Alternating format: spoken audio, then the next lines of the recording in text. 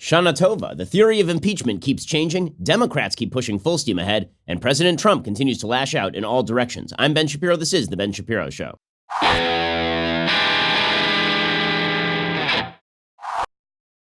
So when last we left our impeachment story, last Friday, I was preparing for Rosh Hashanah. I figured not much would happen over the weekend. And it turns out not much did happen over the weekend, except that the theory of impeachment keeps changing. So back on Thursday and Friday, the theory of impeachment seemed to still be sort of that President Trump had engaged in a quid pro quo with the Ukrainian government in which he basically threatened to withhold aid, American aid, military aid to Ukraine in exchange for the Ukrainian government checking out his chief domestic political opponent, Joe Biden. Well, as it turns out, over the past couple of days, it appears, and I'm just catching up on the news, it appears that the theory of impeachment is now changing. It is malleable. That Democrats weren't able to come up with the quid pro quo they were seeking on the specific transcript of this phone call that Trump had with Ukraine. And so now they are attempting to construct another impeachment-based crime, and that would be obstruction of justice. They are trying to come up with some rationale why they can blame the Trump administration for blocking the investigation. Now, it doesn't matter that the Trump administration turned over the transcript. Doesn't matter they turned over the whistleblower report. Doesn't matter that the witnesses who have been requested by the House thus far have basically been scheduled, so far as I can tell, including the former ambassador to Ukraine, as well as other officials, American officials from the State Department who are active in Ukraine. Still, the Democrats are pushing forward with the idea that if we can't get them for the underlying crime, we'll get President Trump for obstruction. That seems to be one angle. And then there's the generalized Democratic angle, and you can see this happening in the press, which is that impeachment isn't truly about what Trump did here. Impeachment isn't truly about any specific criminal allegation. Impeachment is about Trump being a poo-poo head. That really seems to, that's the case. And as we'll see today, the Democrats keep broadening out the case. So we are now seeing them begin to speak with more and more wild language about what a bad guy Trump is. Well, Trump may be a bad guy, according to Democrats. That is not an impeachable offense. Being somebody that people don't like, being somebody who acts in ways you don't like, that's not impeachable. I didn't like Barack Obama. That dude was not impeached. Okay, Bill Clinton was impeached, but that was for a specific crime. That was not because people didn't like his tax policy in 1994. We had an election to fix his tax policy in 1994. So as we will see, as the impeachment proceeding moves forward, it seems less like Democrats are honing in on any one theory of impeachment and then getting to the heart of it. It seems instead that, like an octopus, the tentacles are just reaching out in every direction, and hopefully they can snag something that will be sufficient to move the public so that the public isn't anti-impeachment and it doesn't blow back on Democrats. Okay, so along those lines today, the media are making a very big deal out of the fact that Mike Pompeo, the Secretary of State, has now confirmed that he listened to President Trump's call with the Ukrainian president, which isn't a big surprise. There were a lot of people who are listening to that phone call. The Secretary of State very often, frequently listens to phone calls that the president has with foreign leaders. But this was the first time that Pompeo had openly acknowledged that that is something that happened. Before, he had been asked about the whistleblower complaint. He said, I never saw the whistleblower complaint, so I have no specific answers about the whistleblower complaint. But he never said that he was on the call itself. So Democrats, of course, are jumping to, well, this means that it was a cover-up. This means that it was a cover-up. Except that it's not a cover-up since he just said it. He just, the Democrats keep doing this. They did it with Mueller. They did it with the whistleblower. They did it with the transcript of the phone call, and now they're doing it with Pompeo. They keep claiming that there is a cover-up right about the point when the Trump administration blows the whole thing into public view. Right, so here's Pompeo explaining, yes, I was on the phone call with Ukraine. I was on the phone call. The phone call was in the context of, now I guess I've been the Secretary of State for coming on a year and a half. I know precisely what the American policy is with respect to Ukraine. It's been remarkably consistent, and we will continue to try to drive those set of outcomes. It's what our team, including Ambassador Volker, were focused on, was taking down the threat that Russia poses there in Ukraine. Okay, so he was immediately asked, of course, whether Trump did anything inappropriate on the call, and he demurred to answer that question. He just declined to answer the question. Why? Well, because the fact is that the president could have done things that are inappropriate but not impeachable, but the fact is that Pompeo also works for Trump. Trump is particularly thin-skinned when it comes to this sort of stuff. He doesn't like when his own officials are out there saying that he does stuff that they don't approve of. This is what happened to John Bolton, and Mike Pompeo isn't about to fall into that trap. Okay, so this follows hard on the Democrats claiming over the past 48 hours that Pompeo is somehow holding up their access to State Department officials. So the New York Times reported yesterday the Trump administration clashed on Tuesday with leaders of the House impeachment inquiry over their demands to question State Department officials who might have witnessed President Trump's efforts to pressure Ukraine for political advantage. Now, notice again that the language here used by the New York Times, and it's been used consistently by the media now, is that Trump was pressuring Ukraine as opposed to requesting Ukraine, which is a more accurate description of that phone call. Pressuring Ukraine would presume, that assumes the question that is in doubt. The question in doubt is whether there was a quid pro quo, right? Not whether Trump asked for something, but whether there was a quid pro quo. When you use the word pressured, the assumption is that there is something credible on the other end of that pressure, namely a threat. So you notice the word pressure, whenever the media use the word pressure and not the word requested or asked, then that is the media infusing their own bias into a story. In any case, the New York Times says, in the first skirmish in what promises to be an epic impeachment struggle between the executive and legislative branches, Secretary of State Mike Pompeo lashed out at 3 congressional committees that are seeking to depose diplomats involved in American policy toward Ukraine. Mr. Pompeo called their demands for confidential interviews an act of intimidation. Now, the reason that he says that is because he is saying you're not giving them time to get lawyers and deal with State Department lawyers, which, by the way, if that sounds like somebody covering up or somebody covering their butt, let me assure you, I know people who were questioned by the Mueller report, because I know a lot of folks inside the administration. I know people who were questioned by the Mueller report. It cost them tens of thousands of dollars with lawyers in order to be questioned, because anybody who goes and is questioned by a government committee under oath without a lawyer present at their side to advise them on what they should and should not say is a fool. You would be a fool too, and that has nothing to do with truth-telling or not truth-telling. It's like going to deal with the IRS without any lawyer on the line. Like, doing that is a fool's errand. They're literally putting you there so that they can then charge you with some form of perjury or misleading statement, and then they can use that to pressure you to say things you don't want to say. Pompeo is saying, okay, we need time to get all these people the lawyers that they want.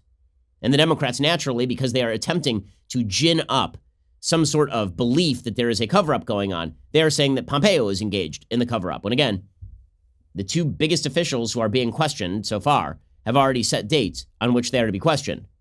The House postponed the first of the depositions, which had been scheduled for Wednesday, with the former U.S. ambassador to Ukraine, but not before the impeachment inquiry's leaders upbraided Pompeo for questioning their work and for asserting that their bid to swiftly schedule depositions did not allow enough time for a proper response. The latest standoff unfolded as lawmakers were unexpectedly put on notice Tuesday afternoon that they could soon be provided with new evidence related to the State Department and Ukraine, a twist that could add crucial information to their investigation and potentially complicate Mr. Trump's efforts to block it. We will get to what exactly that crucial piece of information is and why Democrats in the House are extraordinarily excited about a visit from a member of the State Department. We'll get to that in just 1 second. First, let's talk about going to the post office. The fact is, post office, pretty great place, but do you really want to schlep all your packages in the back of your car and then go down to the post office and wait in the line? They offer a lot of great services, but you'd prefer to save time and money, no? Well, this is why you should be using Stamps.com. Stamps.com brings all the amazing services of the U.S. Postal Office directly to your computer. Whether you're a small office sending invoices or an online seller shipping out products, even a warehouse sending thousands of packages a day, Stamps.com can handle it all with ease. Simply use your computer to print official U.S. postage 24/7. Any letter, any package, any class of mail, anywhere you want to send it. Once your mail is ready, just hand it to your mail carrier or drop it in a mailbox. It is indeed that simple. Stamps.com, it's a no-brainer. Saves you time, saves you money. It's no wonder over 700,000 small businesses already use Stamps.com. Last time I went to the post office, I got a parking ticket because there's only one thing that the authorities in Los Angeles are good at. And no, it is not cleaning up the streets. It is giving parking tickets. So I vowed from then on, I will only use Stamps.com. So far, I have kept to my vow and it has saved me time and money. Right now, my listeners get a special offer. It includes a 4-week trial, plus free postage and a digital scale, no long-term commitment. Just go to Stamps.com, click on the microphone at the top of the homepage, type in Shapiro. That is Stamps.com, enter Shapiro. Okay, so why are the House Democrats so excited? Because the State Department's independent watchdog wrote to several House and Senate committees to request a last-minute meeting on Wednesday to discuss and provide staff with copies of documents, according to an invitation reviewed by the New York Times. So they're very excited. Ooh, what are the documents going to be? Well, we don't know yet. Maybe when we know, then we can determine whether, in fact, there was either a quid pro quo or a cover-up, but at this point, we do not have evidence of either. It said the documents had been given to the Inspector General, Stephen Linick, by the State Department's acting legal advisor, but did not provide additional information or indicate whether Mr. Pompeo was aware of the action. Mr. Linick's office has not responded to calls or emails seeking comment for 2 days. The bitter back and forth, according to the New York Times, only 1 week after the House started its impeachment inquiry, foreshadowed what could be a consequential fight between the administration and House Democrats. They are determined to quickly nail down facts at the heart of the whistleblower complaint. Well, maybe the whole purpose of the speed is because they know that the executive branch is not going to want to comply that quickly, because it's actually kind of complicated to comply with subpoenas from the executive branch. You have to determine, for example, what is classified and what is not classified, what the president is going to declare executive privilege over and what he is not. You have to make sure that everybody gets lawyers. So by artificially boosting the timeline, perhaps the goal here is for Democrats to actually create exactly the sort of conflict they are pretending they wish to avoid. The White House is just as determined to thwart or at least slow the investigation. I do love the New York Times language there. They're just as determined to thwart or at least slow the investigation. Well, which is it? Thwart or slow? Why don't you just say that they are determined to slow? Right, that's obvious, but thwart is a different thing. Falling back on the approach it has used to stonewall efforts by Congress to delve into episodes detailed by Robert Mueller, the special counsel who investigated Russia's interference in the 2016 election. Okay, so we have a few pieces of competing news. You have the Pompeo acknowledgement that he was in fact on the phone call, which doesn't actually mean anything unless there was something wrong with the phone call itself. You have the House Democrats who are going to try and subpoena members of Pompeo's State Department, and Pompeo saying, hold up a second, guys, you're moving too fast here, and the Democrats then claiming cover-up. And you have the State Department's Inspector General requesting an urgent briefing with senior congressional staff members after Pompeo pushed back on House Democratic demands to turn over documents. So we are still wondering exactly the only real piece of news there, the only real piece of news is not the hubbub between Pompeo and the House Democrats, and it's not really that Pompeo was on the call, because the call would be just as criminal or non-criminal, depending on whether Pompeo was there. Like, Pompeo's presence doesn't change the tenor of the phone call unless the case is somehow that Pompeo was the hatchet man for the quid pro quo. But that even that doesn't answer the question as to whether there was, in fact, a quid pro quo. The real piece of news here is that there may be new information that emerges thanks to the State Department Inspector General's request. One congressional aide described the state's Inspector General's request as highly unusual and cryptically worded. The Inspector General again said the reason for the briefing was that they had obtained documents from an acting legal advisor in the State Department. But as I say, all this talk about the Trump administration preventing members of the Trump administration from testifying, not so much. The former U.S. Special Envoy to Ukraine, Kurt Volker, is set to appear on Thursday, and Kurt Volker is the one who allegedly was texting with Rudy Giuliani. So we're going to find out some more information there. Was he texting with Giuliani because the Trump administration, in efforts to procure the quid pro quo, had deputized Giuliani from the State Department in order to go over there and dig up dirt with the Ukrainian government? Or was Kurt Volker basically just a guy in Ukraine who who was working for the government, knew Rudy Giuliani? Giuliani called him up and said, I'd like to talk to X. And he said, okay, here's his phone number. We're about to find that out. Meanwhile, Tuesday, the testimony of former U.S. Ambassador to Ukraine, Marie Yovanovitch, which had been scheduled for Wednesday, is now going to occur next Friday. So again, they keep saying this is a cover-up. She's going to wait like a week and a half. That's not a cover-up. 3 committees, the House Foreign Affairs, Intelligence, and Oversight panels, have scheduled the depositions as part of their probe into whether the president solicited help from a foreign government to dig up dirt on his political opponent. And again, that remains the central issue, but we are not seeing any additional information as of yet that suggests that the quid pro quo either took place or that was even threatened. Remember, last week, we uncovered 3 separate stories that suggested that the Ukrainian government didn't even know that military aid was on the line. And even the aspects of the transcript that look like they are dealing with military aid, where you have Zelensky, the president of Ukraine, talking about buying Javelin missiles. I was informed by somebody in the defense arena, shall we say, that even that has nothing to do with the so-called quid pro quo with regard to military aid. That had to do with Zelensky trying to butter Trump up by saying he wanted to buy javelins, meaning that actually the entire call was just Zelensky trying to butter Trump up, because foreign leaders are constantly trying to butter the president up. That doesn't mean that the president was actually threatening. Meanwhile, the House is threatening to subpoena the White House for Ukraine records. On Wednesday, the House threatened to subpoena the White House if it did not comply by Friday with requests for a broad range of documents relating to President Trump's efforts to pressure Ukraine into investigating Joe Biden and his son. Again, there's the word pressure again. Representative Elijah Cummings of Maryland, the chairman of the Oversight and Reform Committee, notified his committee of the impending subpoena on Wednesday. He said the White House had thus far ignored Congress's voluntary request. He said, I do not take this step lightly. Over the past several weeks, the committee's tried several times to attain voluntary compliance with our request for documents. Wait up. what is this past several weeks business? I mean, what exactly is that supposed to mean? Like this whole thing happened 5 seconds ago. I mean, it's only been going for 2 moments so far as we can tell. So, yeah, again, this seems like thus far overblown. Democrats trying to accelerate the timeline specifically so that the White House will buck the timeline. And Cummings threatening a subpoena is obviously an escalation along these lines. The subpoena threat comes as House Democratic leaders are preparing to lay out steps in their rapidly unfolding impeachment inquiry. And we'll find out what the State Department Inspector General is about to say as of today. Okay, in just a second, we're going to get to President Trump's response to all this. Plus, Bernie Sanders hospitalized. A heart stent has been inserted. He had a heart problem, heart surgery. All of his campaign events have been canceled.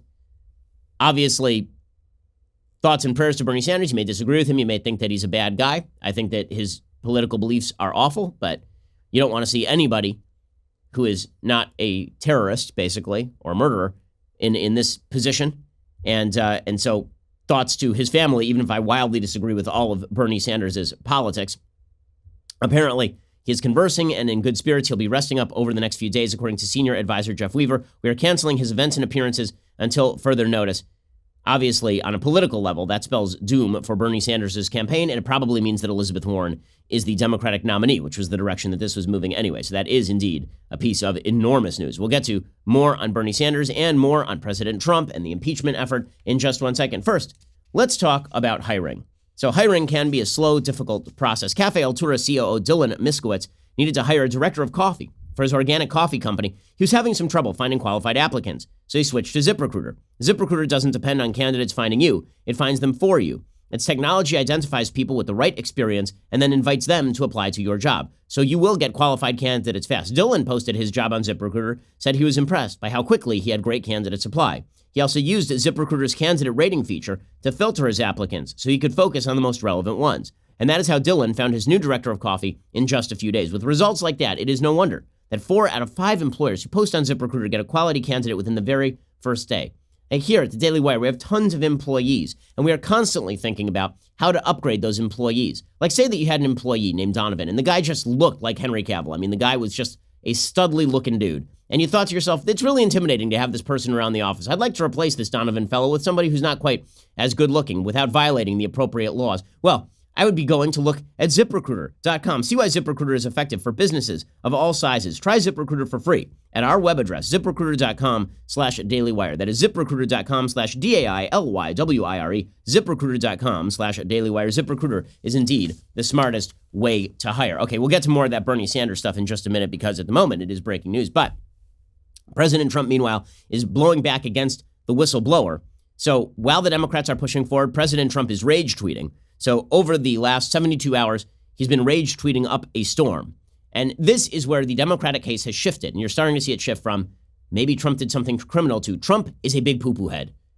Really, because Trump started tweeting a lot of stuff and then people were like, oh my God, I can't believe he tweets all this stuff. Okay, if you still find Trump tweeting like a madman somehow shocking, appalling, so if it adds a new level of pressure to your day and stress to your day, if you believe that this is like every time he tweets, it's a new level of low, may I suggest that you take a chill pill? Because the fact is that this is what Trump's going to do. It's what he's always done. It's so funny. Whenever I say this, people are like, well, if Obama tweeted this, you'd take it seriously. Correct. Because Barack Obama was a serious human being. I don't know what you want from me. I mean, Donald Trump is the president of the United States, which means that we should take him with a certain amount of seriousness when he does things. But when he says things, really? Like, we're going to pretend that everything Donald Trump says is well-considered, thought-out policy, an official statement from the White House. I remember there was a big debate early on in Trump's administration over whether his tweets amounted to actual statements from the White House. People were like, yes. And so people started releasing these on White House stationery, right? It's kind of a joke.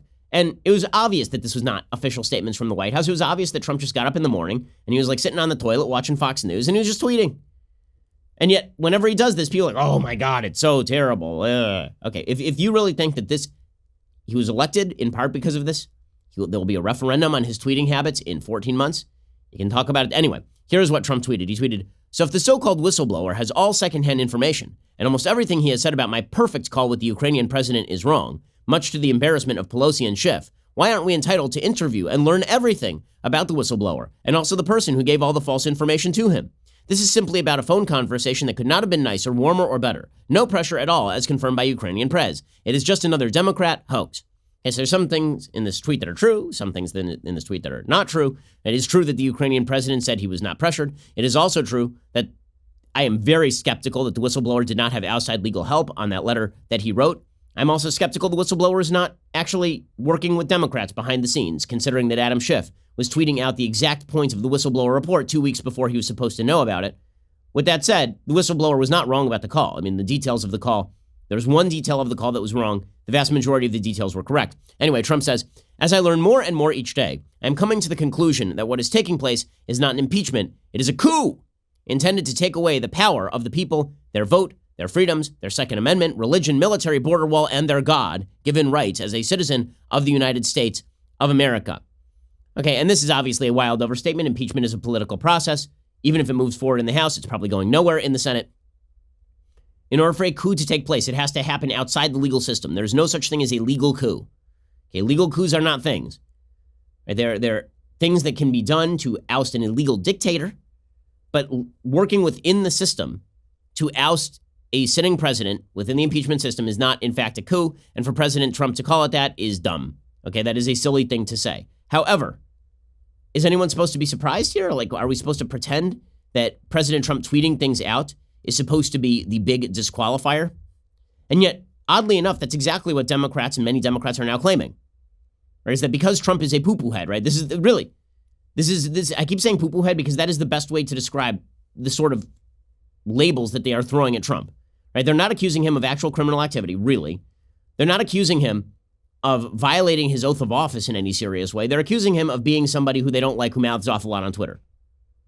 And that, I guess, is their case for him being impeachable. And I don't really see that. I got to be honest with you. Usually impeachment requires a crime. And so you see, for example, Joaquin Castro, who's out there, the failing Democratic, well, he's a representative, right? The Representative Castro. And he is a 2020 Democratic candidate for the presidency.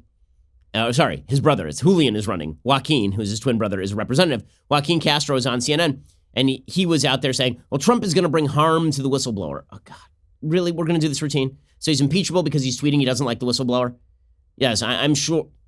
Like, really, this Democratic line, which is so irritating and so stupid and has been trotted out by people like Ilhan Omar repeatedly, that if you criticize her, if you say that she's a bad congressperson, you're actually threatening her with violence. As somebody who has 24/7 security because of legit threats of violence, I can pretty well tell the damn difference between a threat of violence and people who just don't like what I say and are saying mean things about me. But Democrats, in an effort to stretch impeachment beyond its natural boundaries, they're like, oh, well, Trump is going to harm the whistleblower. This is impeachable. The president at this point has been very abusive of the Whistleblower Protection Act and really is basically on the verge of not only revealing the identity or getting somebody else to reveal the identity of the whistleblower, but also bringing harm to that person. It's getting quite scary, the president's behavior and his words and what that could conjure up. Okay, and then my favorite part of this is that Castro says that, right, that Trump is going to bring harm to the whistleblower, and this is obviously a very, very, very bad thing, super, super bad. And then Maxine Waters goes on TV. Well, actually, she tweets, I'm calling on the GOP to stop Trump's filthy talk of whistleblowers being spies and using mob language implying they should be killed. Impeachment is not good enough for Trump. He needs to be imprisoned and placed in solitary confinement. But for now, impeachment is the imperative. Okay, so Trump says he doesn't like the whistleblower, and he calls him a traitor because Bill Weld called him a traitor, and everybody's calling each other traitors these days. Maxine Waters suggests the sitting president of the United States should be imprisoned and placed in solitary confinement. What does Julian Castro have to, but what does Joaquin Castro have to say about that? Well, that's fine. That's just her being passionate, guys. That's it. I have a lot of respect for Maxine Waters, and she's a very passionate person and has felt very strongly for a long time that the president has broken the law. And so you see that in her words. I think a lot of Americans have been very upset and outraged about the president's conduct. I think all of us want to make sure that this process is a fair one, that there is due process for the president and all the other witnesses that are going to come forward. But we're committed to getting to the bottom of what happened. She's just a passionate person. That's it. So when she threatens to put the president in jail in solitary confinement, that's her being passionate. When Trump yells about the whistleblower, that's him being impeachable and horrible and terrible and no good and very bad. Okay, this is part of the broader Democratic agenda at this point to delegitimize Trump as president, not on the basis of actual crimes, but based on who Trump is as a person. Well, if you want to do that, we have a thing called elections. You can do that. But that's not what Democrats are doing. Instead, they seem to continually be broadening out the scope of the impeachment itself, of the impeachment inquiry, of the impeachment grounds. And that is ridiculous. As we'll see, that actually ties into a broader agenda on the part of many people on the left, which is to use legal methods and silencing methods to shut down opposition rather than winning the argument, right? They have an election. They want to beat Trump. They can just do this in 14 months. But they're not doing that. Instead, they're pursuing impeachment. We'll get to more of that in just 1 second. First, got to tell you about something cool that happened in our house over Rosh Hashanah. So right before Rosh Hashanah, we received in the mail from a company called Paint Your Life, a portrait, a full-on huge portrait of my family. It's just great. We were able to put it over the fireplace. It looks beautiful. It really changes the tenor of our house. If you want to give a truly meaningful gift, you have to try paintyourlife.com. So here is the way that it works. You take a picture and you send it in to paintyourlife.com, and they will send you back an original painting of yourself or your kids or your family or a special place or a cherished pet at a price you can afford from paintyourlife.com. You don't have to hire some artist and then have the artist sit with you and you have your portrait painted like Napoleon or something. Instead, you send them the picture, and instead, they send you back a true painting done by hand by a world-class artist created from your favorite photo. It makes a fantastic gift for birthdays, anniversaries, graduations.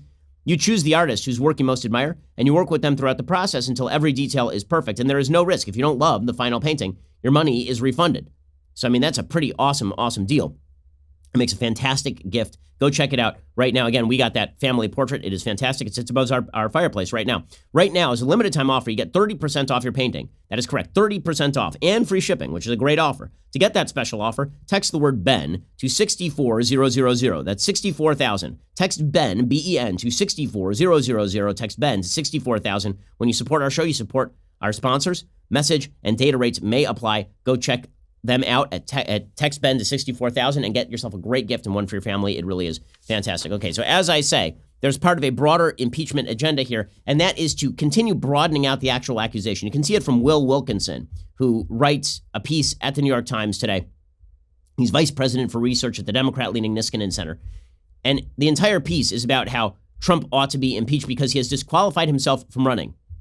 Why? The president's brazen attempt at cheating has taken decided at the ballot box off the menu. Impeachment is imperative. Right? Beto O'Rourke said in March, I think the American people are going to have a chance to decide this at the ballot box in November 2020. But, says Wilkinson, this is no longer a tenable position. It's not tenable to allow an election to go forward. Trump has to be impeached because otherwise he's going to cheat and he's going to win the election by cheating.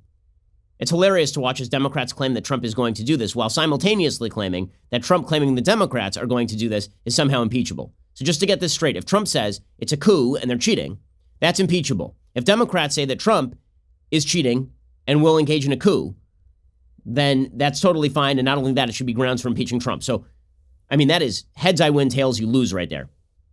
Wilkinson says, this is no longer a tenable position. The president's bungled bid to coerce Ukraine's leader into helping the Trump 2020 re-election campaign smear a rival struck decided at the ballot box off the menu of reasonable opinion forever. Forever. So apparently whatever happens with the vote will be illegitimate. Good news for President Trump. Even if he loses, he wins now, because apparently the vote is illegitimate. Wilkinson says Trump's brazen attempt to cheat his way into a second term stands so scandalously exposed, there can be no assurance of a fair election if he's allowed to stay in office. Resolving the question of the president's fitness at the ballot box isn't really an option, much less the best option, when the question boils down to whether the ballot box will be stuffed. Impeachment is therefore imperative. So in other words, they still haven't proved quid pro quo, but because Trump and his campaign were digging in Ukraine for dirt, this apparently perverts the election beyond all reasonable measure, and thus all results are perverse. Well, there's only one problem with that. Hillary Clinton in 2016 worked with the Ukrainian embassy in order to dig up dirt on Trump. Did that make the results of the election illegitimate? It did not. It did not. And Rudy Giuliani is out there, by the way, making the case that he's going to be able to prove that Barack Obama ordered Hillary Clinton and the Democrats to dig up dirt in Ukraine. We'll see if this is true or not, or whether this is just another overplay by Rudy. The reason why I was investigating, and the reason why the President of the United States had an obligation to ask the President of Ukraine to follow up on these allegations, because there is substantial, and I don't want to exaggerate it, but pretty close to overwhelming evidence, including a finding by a Ukrainian court that Hillary Clinton and the Democrats cooperated with Ukrainians with the order coming directly from the White House in January of 2017 to dig up dirt on her political opponent, and they did. Okay, so this is Rudy's case. And by the way, the case that Joe Biden and Hunter Biden, there was something corrupt there, is not insanely weak. Now, it's not as strong as I think people have made it out to be, but there are serious questions to be asked about Hunter and Joe Biden. Joe definitely knew that Hunter was making money off his name. Does that impact his actual policy toward Ukraine? That is at best dicey. But still, the case that the Democrats seem to be making over and over is that they can just keep broadening out this inquiry until it's meaningless. Again, Wilkinson is not making a case that an actual quid pro quo happened. He's just assuming that it did. Right? This, I guess, is the grounds for impeachment is that he's not going to allow an actual election to go forward. And it turns out that that is not the only Democrat case that's being made today. As you'll notice, whenever the impeachment grounds get less and less specific, they get more and more passionate. That seems to be the way that this works. When this started off, it was supposed to be a very narrowly focused inquiry with a very narrow point of a very narrow end goal or end point. And that does not seem like what this is turning into. It seems like instead it is broadening out, and like the case for impeachment is broadening out over and over and over again. By the way, I should mention that while Rudy Giuliani is out there talking about how Joe Biden ought to be investigated, and Republicans and Trump are saying Joe Biden ought to be investigated, and they're saying that's a legitimate point of inquiry, given the fact that Ukraine is requesting help and good relationship with us, and therefore we want to make sure that corruption is taken care of. You know, with all of that, it is amazing. The same people on the left who suggest that people on the right are shying away from the Trump investigation because they're afraid of what they're going to find, they're saying over and over and over, there's nothing to find with the Biden stuff. Nothing whatsoever. How do we know this? Well, because we know this. Because there can't be anything. Because we know this. Here's Kamala Harris doing this routine. If you're elected president, would you allow the son or daughter of your vice president to serve on the board of an oil company outside this country? Probably not. But I think that the problem that we've got, again, with this issue is that it's a distraction from the fact that, look, as far as I'm concerned, leave Joe Biden alone. Just leave him alone on this issue of what this president has done that has been about corrupting America's democracy, being in cahoots with a foreign leader to yet again try and manipulate the election of the president of the United States. Bad judgment, though? I'm not going to be distracted by what this president is trying to play. Okay, my favorite part of that is where she starts laughing hysterically about Joe Biden and his son. That's always a good sign. When Kamala Harris laughs nervously, you know that she thinks there's actually a there. Okay, we'll get to more of this in a second. Plus, of course, Bernie Sanders effectively dropping out of the race today thanks to a health problem. We'll get to that in just 1 second. First, great news for Another Kingdom fans. The third final season is here at last this Monday, October 7th. Episodes 1 and 2 will be released. But if you're a subscriber, you get exclusive access to both of those episodes this Friday, October 4th. So do not wait. Subscribe now. Also, seasons 1 and 2 are available on dailywire.com and iTunes and YouTube. Make sure you check those out and get caught up. And as I say, you should go subscribe generally because the fact is there are people on the left who, as we will see, are very much interested in destroying the ability of conservatives to get their message out. When you subscribe, you make sure that we can continue to bring you the truth and the analysis that you need. When you get the annual subscription, you get this, the very greatest in beverage vessels, the Leftist Tears Hot or Cold Tumbler. It is indeed magnificent. Go check that out right now for $99 a year. You'll make your life better, or $9.99 a month. We are the largest, fastest growing conservative podcast and radio show in the nation.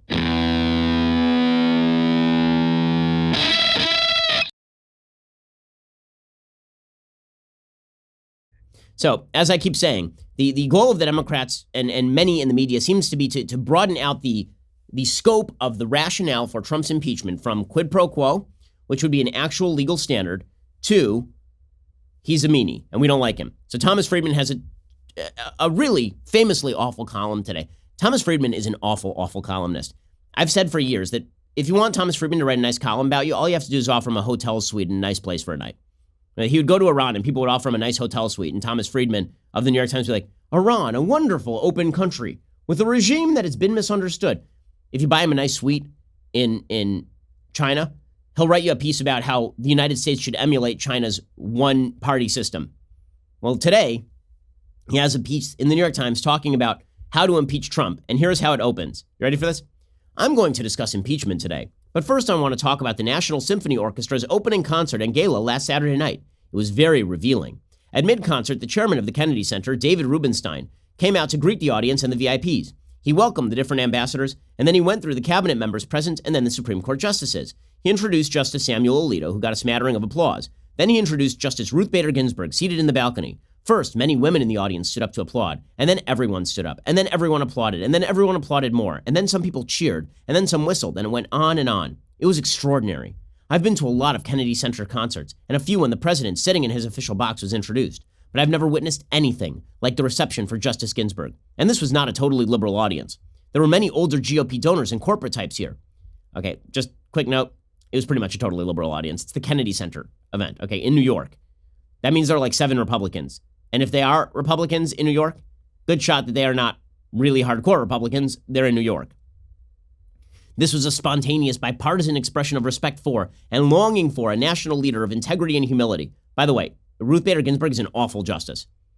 Okay, I also pray for her health because the fact is we should pray for the health of all of our officials in public positions, but she's a terrible justice who has ruled terribly on virtually every major ruling of the last 30 years.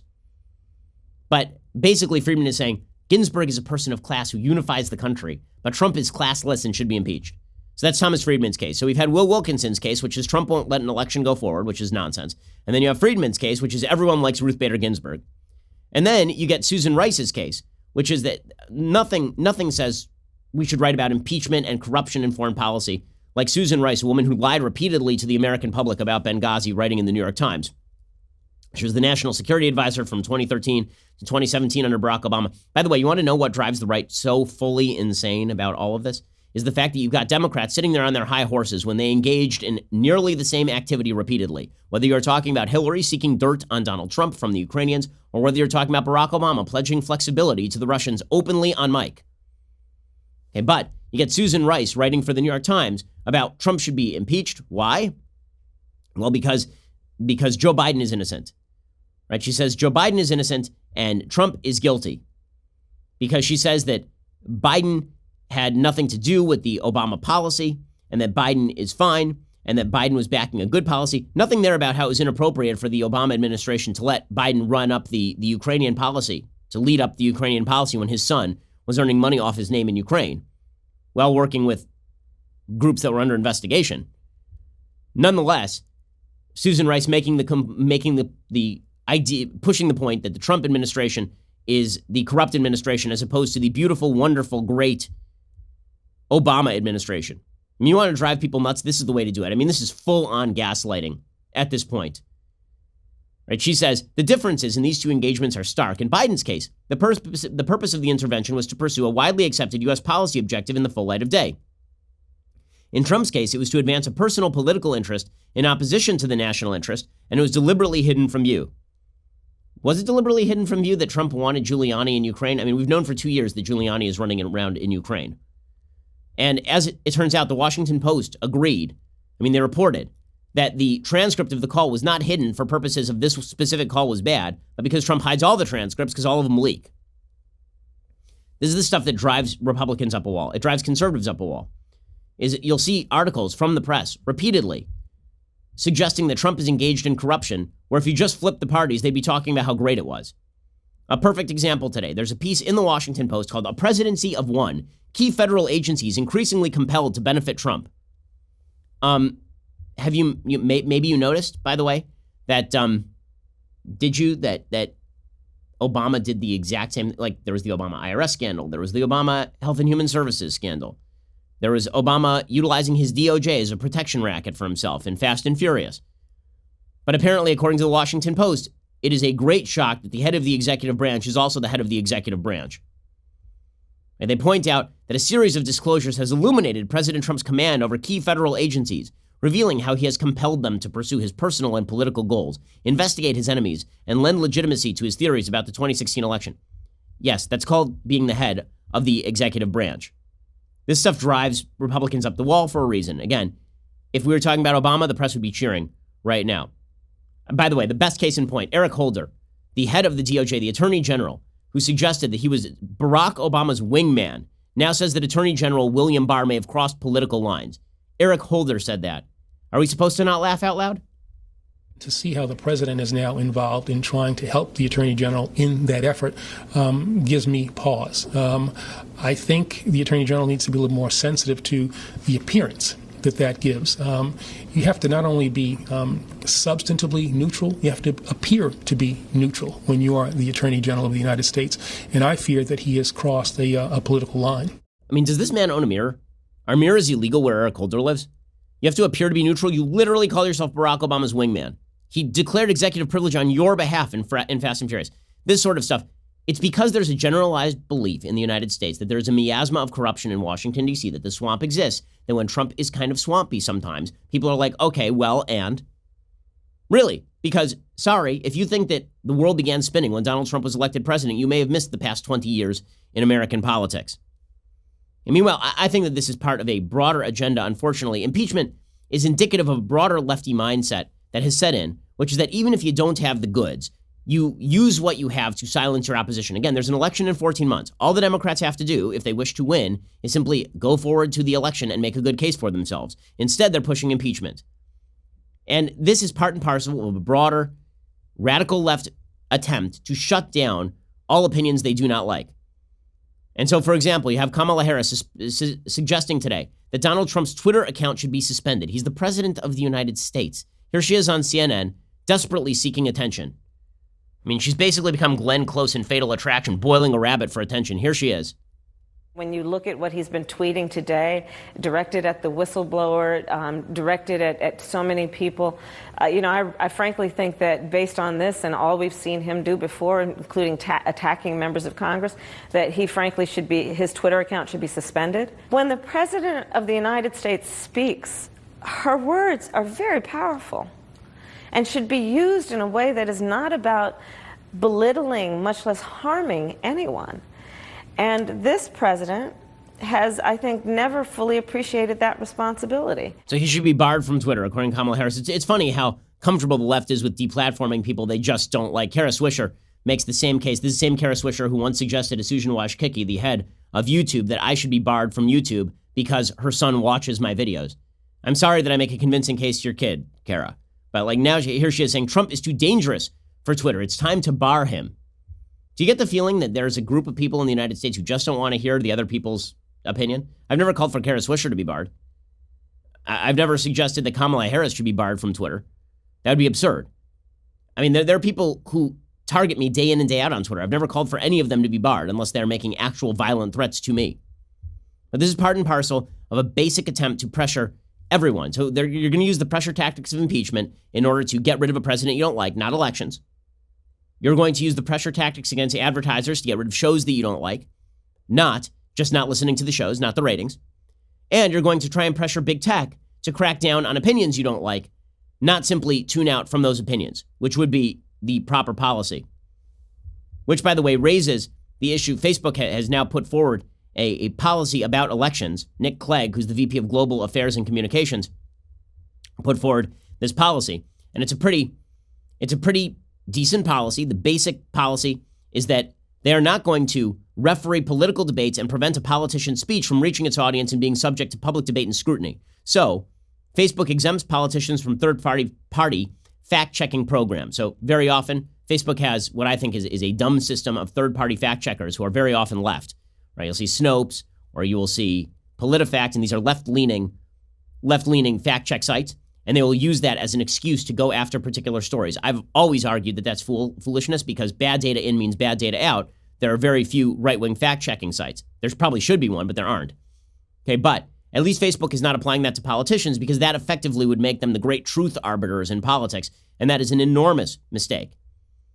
They said we will not send organic content or ads from our politicians to third-party fact-checking partners for review. When a politician shares previously debunked content, including links, videos, and photos, we plan to demote that content, display related information from fact-checkers, and reject its inclusion in advertisements. Again, all of this seems perfectly reasonable. Doesn't matter. Facebook is being attacked. Why? Because the left would like to turn Facebook into the arbiter of truth, but the lefty arbiter of truth. That's why Elizabeth Warren is targeting Facebook too. Again, this is not about Elizabeth Warren just disliking Facebook as a big company. This is about the Democrats threatening Facebook so they can control of it politically. And Mark Zuckerberg knows this, by the way. Right? There was leaked audio of him over the weekend pointing out that Elizabeth Warren was an existential threat to his company. She is. She's an existential threat to big tech. And while the right may celebrate the downfall of big tech, the fact is you don't want Democrats in control of big tech. That's really what this is about for Democrats. In the same way they want to bar Trump from Twitter, they would like to see Facebook broken up so they can then control Facebook and determine what it is that you see and you hear. And naturally, the press are cheering this on. Right? The New York Times has a headline, Zuckerberg hates Warren's plan to break up Facebook. She doesn't care. Well, okay, so what?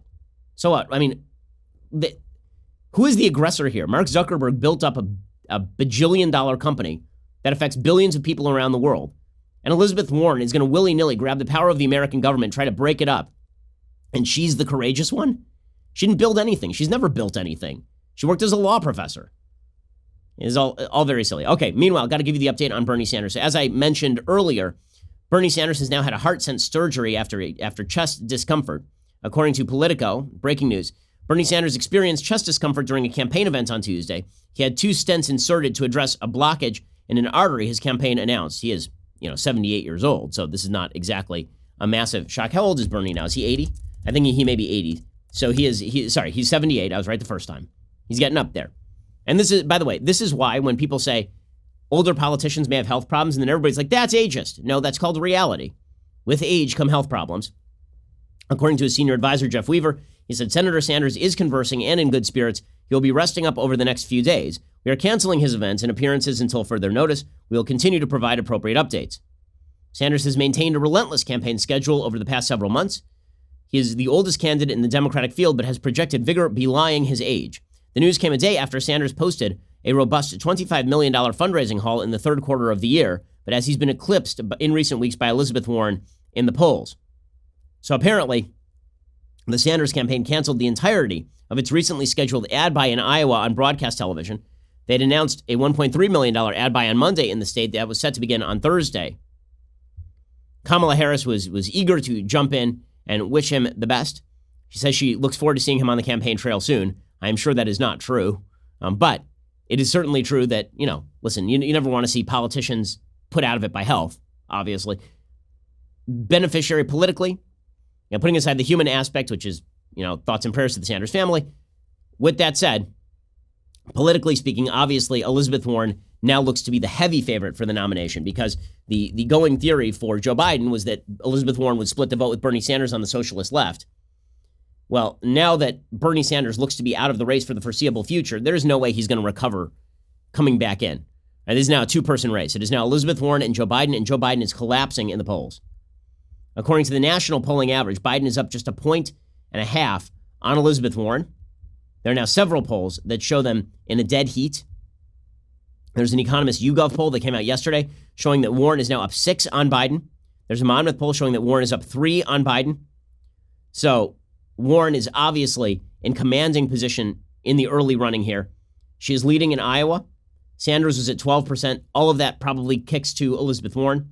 In New Hampshire, Elizabeth Warren is again running within the margin of error. In Nevada, she is running inside the margin of error. The betting odds on Elizabeth Warren are now up to 49% to Biden's 22%. So she is the prohibitive favorite in this election. That means that what we are looking at right now is Donald Trump versus Elizabeth Warren. And that, by the way, does explain, at least in part, why the Democrats are moving forward with the impeachment inquiry, even if they're not able to come up with any hard evidence of a quid pro quo. That is, if they can portray Trump as corrupt, and then they can portray Elizabeth Warren as the fighter against corruption, the populist fighter against corruption, she wins. Well, that's a very scary prospect because she's a dangerous politician with wild left views. Man, there's going to be one hell of a race. Okay, let's do a quick thing I like and then a thing I hate, and we will be out of here. So, a quick thing that I like. So there's a lot of talk very frequently about racial bias in the justice system. Well, there was a case that happened in Dallas of, I guess it was last year it would have been, in which an officer, an off-duty officer, Amber Geiger, she's white, she was in the wrong apartment. She walked into the wrong apartment. She came home from work one night last year, believing she'd found an intruder inside her apartment. She then shot the man inside. The man she shot was not an intruder, but her neighbor, Botham Shemjean, a 26-year-old black accountant who was watching TV and eating ice cream in the apartment he rented directly above Miss Geiger's.